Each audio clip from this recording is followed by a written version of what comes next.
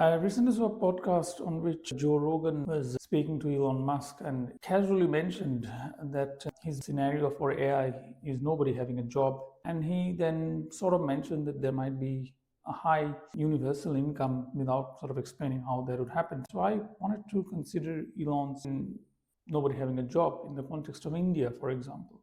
So India already have about 300 million or close about out of a total population of 1.2 billion who are officially deemed as below the poverty line, like in surviving on less than $1 or $2 a day, or even less than that.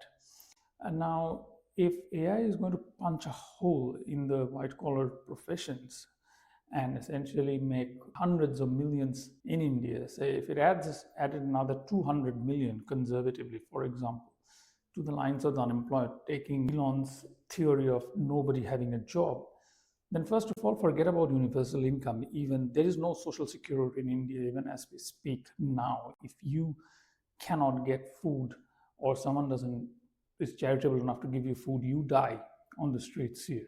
It is as simple, brutal as that. So imagine adding another 200 million to the 300 million on the lines of the unemployed. What do you think will happen to social order when there's 200 million additional people without jobs who previously had a good quality of life?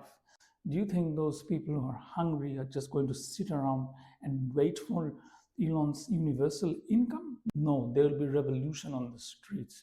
There will be absolute disruption of social order. Now, we are fooling ourselves that any of these countries like India has any capacity to control a large-scale unemployment breakout where hundreds of millions are without a job and manage the chaos that will come from that.